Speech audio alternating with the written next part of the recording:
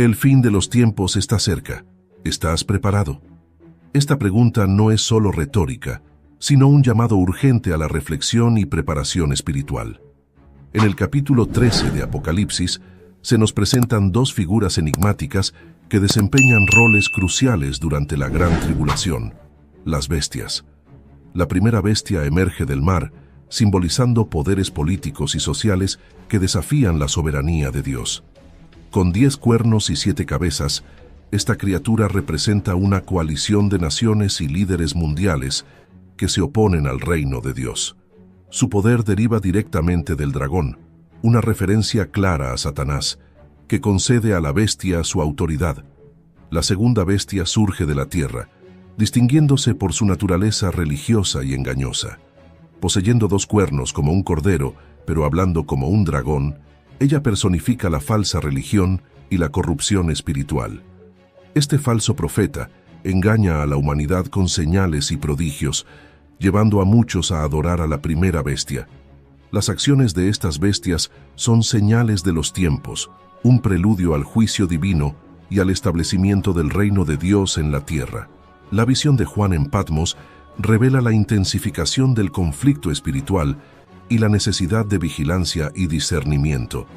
Como advirtió un gran predicador, la única razón por la que no tenemos avivamiento es porque estamos dispuestos a vivir sin él. Es un llamado para prepararnos, fortaleciendo nuestra fe y discernimiento espiritual, reconociendo los signos de los tiempos y la proximidad del retorno de Cristo. Esta primera bestia que surge del mar, descrita con 10 cuernos y 7 cabezas, es una imagen poderosa que requiere una interpretación detallada y cuidadosa.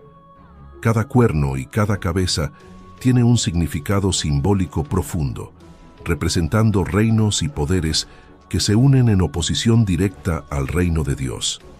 La naturaleza del mar, vasto y turbulento, simboliza la agitación de las naciones y la inestabilidad de los gobiernos, reforzando la idea de un escenario global tumultuoso donde este poder maligno encuentra su escenario.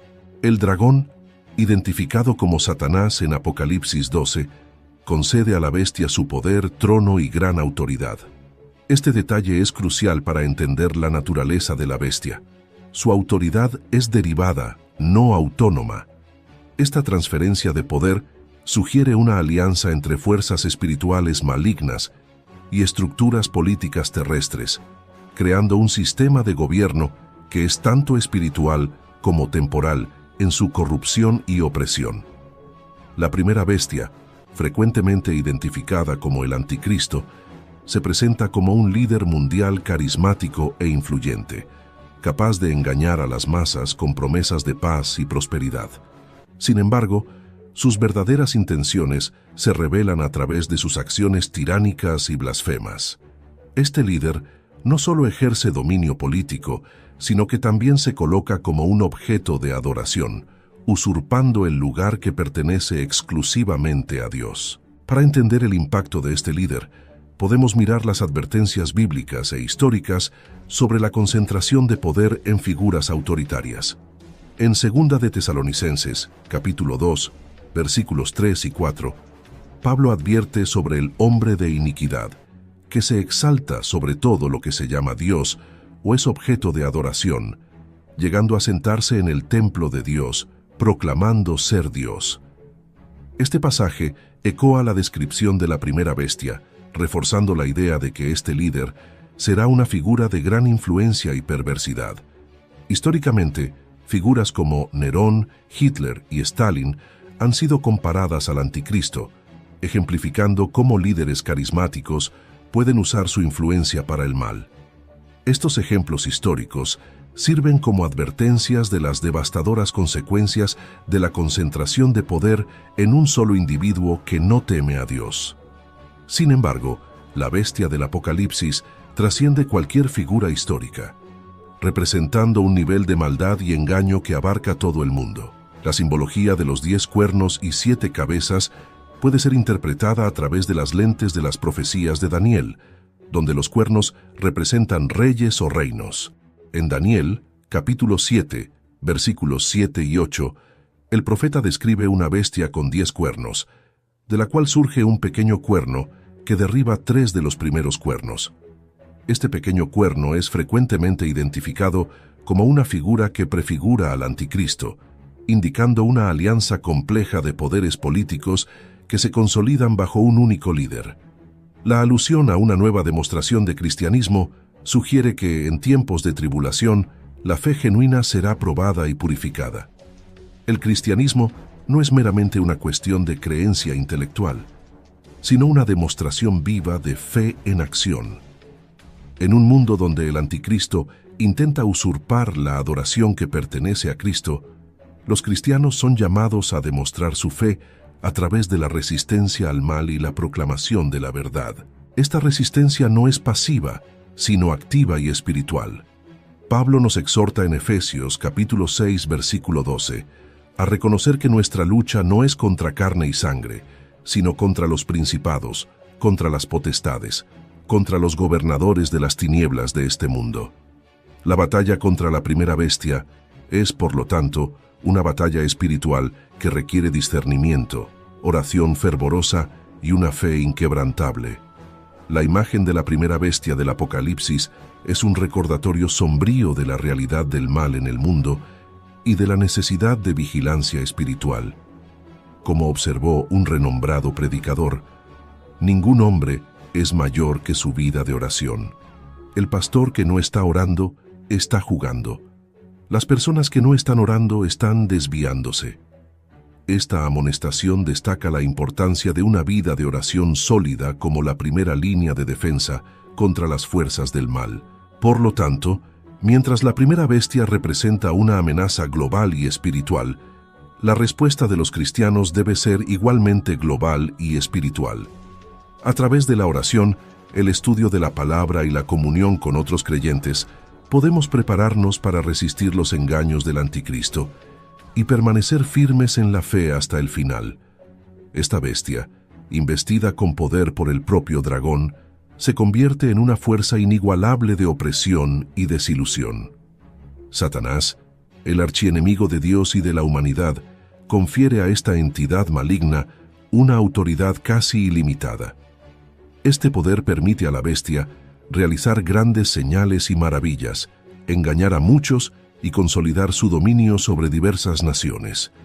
La transferencia de poder de Satanás a la bestia es una estrategia astuta para centralizar el mal y maximizar la persecución contra los santos. La autoridad ejercida por la bestia es utilizada no solo para gobernar, sino para imponer un culto a sí misma, promoviendo la idolatría en una escala global. Apocalipsis capítulo 13, versículo 7, dice que se le permitió a la bestia hacer guerra contra los santos y vencerlos, y también se le dio autoridad sobre toda tribu, lengua y nación. Este versículo subraya la extensión de su poder y la severidad de la persecución que los fieles enfrentarán. El impacto de esta autoridad maligna puede comprenderse al analizar la historia de regímenes totalitarios que usaron propaganda y poder militar para subyugar y manipular a poblaciones enteras. El uso de señales y prodigios por la bestia es una herramienta para legitimar su gobierno y desviar la adoración de Dios hacia sí misma. Esto es un eco de la advertencia de Jesús en Mateo capítulo 24, versículo 24, donde Él alerta que falsos cristos y falsos profetas surgirán y harán grandes señales y milagros para engañar, si fuera posible, a los elegidos. Para los creyentes, la persecución promovida por la bestia representará una prueba extrema de fe y resiliencia. Este período de tribulación exigirá un compromiso inquebrantable con Cristo, incluso ante amenazas de muerte y tortura. Un ejemplo bíblico del coraje necesario puede encontrarse en la historia de Daniel, quien, a pesar de las amenazas del rey Nabucodonosor, se negó a adorar la estatua de oro y continuó orando al único Dios verdadero. Esta misma fe y firmeza serán exigidas de los santos en los últimos días. La promoción de la idolatría por la bestia refleja un intento deliberado de subvertir la adoración de Dios y establecer un falso sistema religioso. El libro de Apocalipsis revela que la bestia exigirá que todos reciban una marca en la mano derecha o en la frente, sin la cual nadie podrá comprar o vender. Este control económico es una forma de coacción para forzar la conformidad y la lealtad al sistema de la bestia. La marca, símbolo de lealtad a la bestia, es un contrapunto directo al sello de Dios sobre sus elegidos, destacando la dicotomía entre los seguidores de Cristo y los seguidores de la bestia. La habilidad de la bestia de influenciar y controlar aspectos esenciales de la vida cotidiana, desde la economía hasta la adoración, demuestra la amplitud de su dominio y la profundidad de su corrupción. Este escenario exige de los creyentes una vigilancia constante y una resistencia espiritual robusta. Como dice en Efesios capítulo 6, versículo 13, por tanto, tomad toda la armadura de Dios, para que podáis resistir en el día malo, y habiendo acabado todo, estar firmes. Este llamado a la preparación espiritual es vital para enfrentar los desafíos impuestos por la autoridad opresiva de la primera bestia. La segunda bestia que surge de la tierra, descrita en Apocalipsis, capítulo 13, versículo 11, posee 2 cuernos semejantes a los de un cordero, pero habla como un dragón. Esta descripción apunta a una apariencia engañosa de benignidad e inocencia, pero con un mensaje y propósito maliciosos. La imagen del Cordero remite a la pureza y la paz, frecuentemente asociadas a Cristo, pero la voz del dragón revela su verdadera naturaleza diabólica. El papel de la segunda bestia, también conocida como el falso profeta, es crucial para el esquema maligno de Satanás. Esta bestia sirve como la principal promotora del culto a la primera bestia, utilizando señales y maravillas para engañar a la humanidad. El falso profeta actúa como un maestro de la manipulación espiritual, convenciendo a muchos de adorar la imagen de la primera bestia y aceptar su marca. En Apocalipsis capítulo 13, versículos 13 y 14, leemos que realiza grandes señales, incluso haciendo descender fuego del cielo a la tierra a la vista de los hombres, y engaña a los habitantes de la tierra a causa de las señales que se le permitió realizar en nombre de la bestia. La habilidad del falso profeta de realizar señales milagrosas es una herramienta poderosa de engaño. La Biblia frecuentemente advierte sobre la capacidad de Satanás y sus agentes para realizar falsos milagros y desviar a los creyentes. En 2 de Tesalonicenses capítulo 2 versículos 9 y 10, Pablo describe la venida del inicuo con la acción de Satanás, con todo poder, señales y prodigios de la mentira, y con todo engaño de injusticia para los que perecen. Estos signos no son solo trucos visuales, sino actos que pueden convencer hasta a los elegidos si no están firmes en la verdad de Dios. El falso profeta también desempeña un papel central en la implementación de la marca de la bestia, una marca que simboliza lealtad y obediencia al anticristo. Esta marca, mencionada en Apocalipsis capítulo 13, versículos 16 y 17, es una imposición que nadie podrá comprar o vender, a menos que tenga la marca, el nombre de la bestia o el número de su nombre. Este sistema de control económico es una táctica de coerción que busca forzar la conformidad y la adoración de la bestia. Tal medida draconiana evoca regímenes totalitarios que usaron el control económico para subyugar a poblaciones enteras. Históricamente, regímenes como el de Hitler en la Alemania nazi o el de Stalin en la Unión Soviética ejemplifican cómo el control sobre los recursos económicos puede ser usado para ejercer poder y opresión. En el contexto de la profecía apocalíptica, la marca de la bestia representa la culminación de este tipo de tiranía en una escala global. Aquellos que rechacen la marca enfrentarán severas persecuciones, reminiscentes de las persecuciones enfrentadas por los primeros cristianos bajo el Imperio Romano, donde la negativa a adorar al emperador como deidad resultaba en muerte. La segunda bestia, a través de su promoción de la primera bestia y la imposición de la marca, crea un falso sistema religioso que imita el verdadero culto a Dios, pero está fundamentado en la adoración del mal. Este falso culto es un ataque directo al primer mandamiento, que ordena: «No tendrás otros dioses delante de mí». Éxodo capítulo 20, versículo 3. La impostura religiosa de la segunda bestia es una blasfemia que busca desviar la adoración de Dios hacia Satanás, utilizando mentiras y falsos milagros para engañar a la humanidad. Además, el falso profeta crea una imagen de la primera bestia y da vida a esta imagen para que hable y haga que sean muertos todos los que no adoren la imagen de la bestia. Apocalipsis capítulo 13, versículo 15. Esta imagen animada, que puede hablar y decretar la muerte, es un ejemplo extremo de idolatría forzada. El uso de una imagen animada para exigir adoración ilustra la profundidad del engaño y la extensión del control que el falso profeta ejercerá. La habilidad del falso profeta en engañar y coaccionar la adoración a la bestia destaca la importancia del discernimiento espiritual y la firmeza en la fe. Jesús advirtió en Mateo capítulo 24, versículo 24, que surgirían falsos cristos y falsos profetas que harían grandes señales y prodigios para engañar, si fuera posible, a los elegidos. Esta advertencia es un llamado para que los creyentes permanezcan vigilantes y fundamentados en la verdad de la palabra de Dios, evitando ser llevados por las mentiras y engaños que proliferarán en los últimos días. En resumen, la segunda bestia, o falso profeta, desempeña un papel central en la estrategia de Satanás para engañar a la humanidad y establecer un culto global al anticristo. Su capacidad para realizar señales, engañar a las masas e imponer la marca de la bestia revela la naturaleza multifacética y profunda del engaño satánico. La respuesta de los creyentes debe ser una vida de oración fervorosa, estudio diligente de las Escrituras y una resistencia firme a la idolatría, manteniendo la adoración exclusiva al Dios verdadero. Este sistema de coerción culmina en la imposición de la marca de la bestia, un símbolo de lealtad y sumisión al anticristo. Apocalipsis capítulo 13, versículos 16 y 17, describe que todos, pequeños y grandes, ricos y pobres, libres y esclavos, serán obligados a recibir una marca en la mano derecha o en la frente.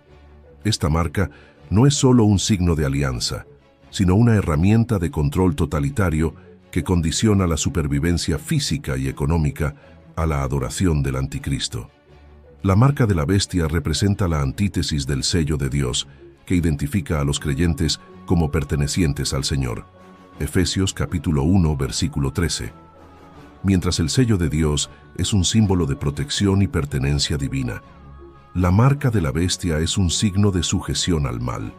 Esta dicotomía enfatiza la elección espiritual que cada persona debe hacer: adorar al verdadero Dios o someterse al falso sistema religioso impuesto por la bestia.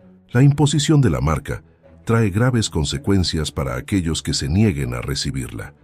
Sin la marca, nadie podrá comprar o vender, creando una situación de aislamiento económico y social extrema. Este escenario recuerda las prácticas de excomunión y ostracismo usadas por regímenes autoritarios para controlar y castigar a los disidentes. En el contexto moderno, podemos observar paralelos en la forma en que sanciones económicas y embargos comerciales son utilizados para coaccionar a naciones e individuos a conformarse a ciertas normas políticas. La negativa a recibir la marca de la bestia requiere una fe inquebrantable y una disposición para enfrentar grandes adversidades. Este desafío es similar al enfrentado por los mártires cristianos a lo largo de la historia, que prefirieron sufrir la muerte antes que renegar de su fe. La persecución de los cristianos por los romanos, que exigían la adoración al emperador como una forma de lealtad al Estado, sirve como un precursor histórico de la opresión que será ejercida por el sistema del anticristo. La marca, por lo tanto, no es solo un símbolo de lealtad, sino un mecanismo de exclusión social y económica. Aquellos que se nieguen a recibirla estarán efectivamente fuera del sistema económico global, incapaces de participar en las transacciones más básicas. Este tipo de control económico es un poderoso medio de coerción, utilizado para forzar la conformidad y eliminar la disidencia.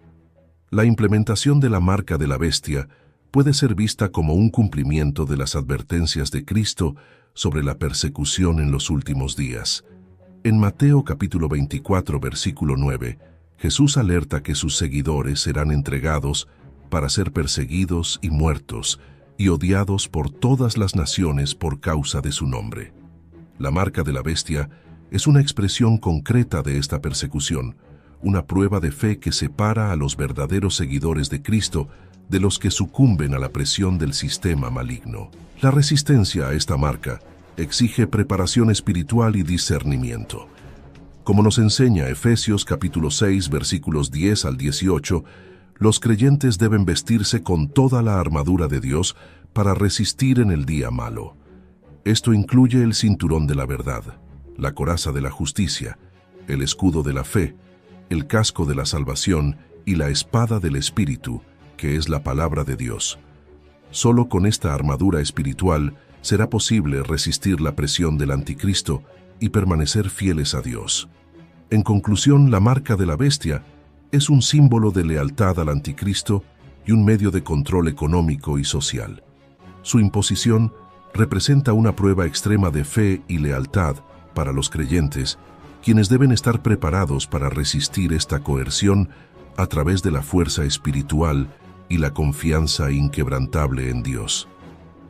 La elección entre recibir la marca y mantener la fidelidad a Dios es una cuestión de vida o muerte espiritual, una decisión que determina la pertenencia eterna al reino de Dios o al dominio del mal. La formación de la Trinidad satánica, compuesta por Satanás, el anticristo y el falso profeta, es un intento deliberado de imitar y subvertir la verdadera Trinidad divina, Padre, Hijo y Espíritu Santo. Esta imitación es más que una mera caricatura. Es una estrategia sofisticada de engaño y usurpación, diseñada para desviar la adoración y la lealtad de la humanidad de Dios hacia el reino de las tinieblas.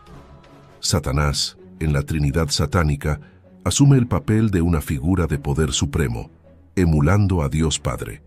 En Apocalipsis capítulo 12, Satanás es descrito como el gran dragón que fue lanzado fuera del cielo, simbolizando su intento fallido de usurpar el trono de Dios. Él es el arquitecto de la rebelión, el instigador del mal, que intenta establecerse como el gobernante del universo. Esta figura central de maldad busca continuamente corromper y destruir la creación de Dios. El anticristo, por su parte, es la representación satánica de Cristo. Descrito como la bestia que surge del mar en Apocalipsis capítulo 13, Él es dotado de poder y autoridad por Satanás, así como Jesús fue enviado por el Padre e investido de poder divino. El anticristo no es solo un líder político, sino también una figura religiosa, buscando adoración y veneración. Él intenta replicar los actos de Cristo, realizando señales y prodigios para engañar a muchos, haciéndose pasar por un Mesías Salvador. Esta parodia de Cristo es una de las formas más insidiosas de engaño, pues mezcla verdad y falsedad de manera que confunde y seduce. El falso profeta completa esta Trinidad como la imitación del Espíritu Santo. En Apocalipsis capítulo 13, versículos 11 al 15, Él es descrito como la bestia que surge de la tierra, con dos cuernos como un cordero, pero habla como un dragón.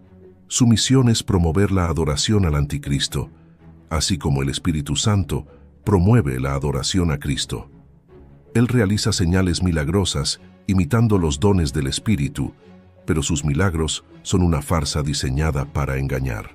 El falso profeta es responsable de dar vida a la imagen de la bestia, una clara falsificación del acto creativo del Espíritu Santo que da vida al hombre. La estrategia de Satanás con esta Trinidad falsa es clara: engañar a la humanidad y subvertir el plan de salvación de Dios. Él busca presentarse como una alternativa legítima al gobierno divino, ofreciendo promesas de paz, seguridad y prosperidad bajo un gobierno que en realidad es corrupto y destructivo.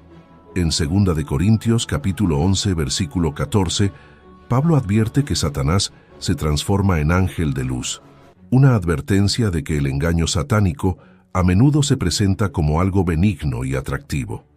Este engaño se refuerza por la habilidad de la Trinidad satánica de controlar aspectos fundamentales de la vida humana, como la economía, la religión y la política.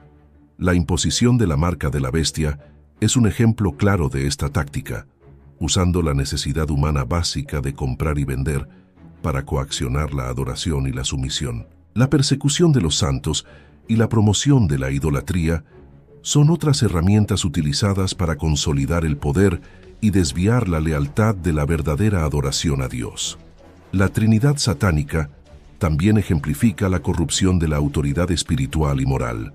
Mientras la Trinidad divina opera en amor, verdad y justicia, la Trinidad satánica opera a través de mentira, engaño y opresión. Esta inversión de valores es un intento de destruir la imagen de Dios en la humanidad y distorsionar el propósito divino para la creación. Para resistir a este engaño, es esencial que los creyentes estén profundamente enraizados en la verdad de la palabra de Dios y en la comunión con el Espíritu Santo. Jesús, en Juan capítulo 16, versículo 13, prometió que el Espíritu de la verdad nos guiaría a toda la verdad, un recordatorio de que la orientación divina es fundamental para discernir el engaño satánico. La armadura de Dios descrita en Efesios capítulo 6, versículos 10 al 18, es una metáfora poderosa para la preparación espiritual necesaria para resistir a los ataques de la Trinidad satánica. Por lo tanto, la Trinidad satánica es una contrafacción perversa de la Trinidad divina, diseñada para engañar y destruir a la humanidad. Su influencia se extiende a todas las esferas de la vida, utilizando señales y maravillas para seducir y controlar. La resistencia a este engaño requiere un compromiso firme con la verdad de Dios y una preparación espiritual continua, fortalecida por la oración, la palabra y la comunión con el Espíritu Santo. La culminación de la batalla entre las fuerzas del bien y del mal se desarrolla en Apocalipsis capítulo 19, donde vemos la manifestación gloriosa del retorno de Jesucristo. Montado en un caballo blanco y acompañado por los ejércitos celestiales, Cristo desciende de los cielos para confrontar a las bestias y al falso profeta. Este evento marca el inicio del fin del dominio maligno que las bestias ejercen sobre la tierra. Apocalipsis capítulo 19 versículos 11 al 16 describe a Jesús como fiel y verdadero, juzgando y guerreando con justicia. Sus ojos son como llama de fuego, y en su cabeza hay muchos diademas. Él es el Verbo de Dios, y de su boca sale una espada afilada para herir a las naciones. Esta imagen poderosa simboliza la autoridad suprema de Cristo, que viene para destruir a los enemigos de Dios y establecer su reinado eterno. Las bestias y el falso profeta, que engañaron y oprimieron a la humanidad, son derrotados de manera decisiva. Apocalipsis capítulo 19 versículos 19 y 20 narra cómo la bestia y los reyes de la tierra con sus ejércitos se reúnen para guerrear contra Cristo y sus huestes celestiales, pero son rápidamente subyugados. La bestia y el falso profeta son lanzados vivos al lago de fuego ardiente con azufre, un destino final que señala la completa derrota del mal. Esta victoria es un momento de gran esperanza y celebración para los creyentes. La derrota de las bestias y del falso profeta simboliza el triunfo definitivo de la justicia y la verdad. La opresión, la corrupción y la idolatría que dominaron el mundo son erradicadas y el reino de Dios es finalmente establecido en toda su gloria. La promesa de paz y justicia eterna es realizada. En Apocalipsis capítulo 21, versículo 4, se nos asegura que Él enjugará toda lágrima de sus ojos, y no habrá más muerte, ni llanto, ni clamor, ni dolor, porque las primeras cosas pasaron. Este pasaje encapsula la esperanza final que la victoria de Cristo trae al mundo, una transformación completa que elimina el sufrimiento e inaugura una era de paz perpetua. La narrativa del fin de las bestias no es solo una historia de destrucción, sino una proclamación de la soberanía de Dios y de la redención del mundo. Es un recordatorio poderoso de que, independientemente de las tribulaciones y del mal presente, La victoria final pertenece a Cristo. A través de esta victoria, la verdadera paz y justicia son restauradas, y el propósito divino para la creación es plenamente realizado. A partir del Apocalipsis, hemos visto la formación de una Trinidad satánica compuesta por Satanás, el Anticristo y el falso profeta, una tentativa perversa de imitar a la verdadera Trinidad divina y desviar la adoración de la humanidad. Con sus poderes y señales, esta falsa Trinidad busca engañar y someter al mundo, pero su destino está sellado por la soberanía de Cristo. Apocalipsis capítulo 19 nos revela la victoria definitiva de Jesucristo. Montado en un caballo blanco, Él desciende de los cielos para confrontar a las bestias y al falso profeta, marcando el fin del dominio del mal. En un acto de justicia divina, Cristo derrota a los ejércitos malignos y lanza a la bestia y al falso profeta al lago de fuego, poniendo fin a su tiranía y engaño. Este evento es el ápice de la narrativa bíblica sobre la batalla entre el bien y el mal, mostrando que independientemente de la intensidad de las tinieblas, la luz de Cristo prevalecerá. Para los creyentes, esta victoria no es solo un acontecimiento futuro, sino una fuente constante de esperanza y seguridad. El triunfo de Cristo sobre las bestias y el falso profeta refuerza la certeza de que la justicia divina prevalecerá. En un mundo donde la corrupción, la idolatría y la opresión son comunes, la promesa de la victoria final de Cristo trae consuelo y renovación de la fe. ¿Estamos preparados para los engaños de los últimos días? La palabra de Dios nos advierte repetidamente sobre la necesidad de vigilancia y discernimiento espiritual.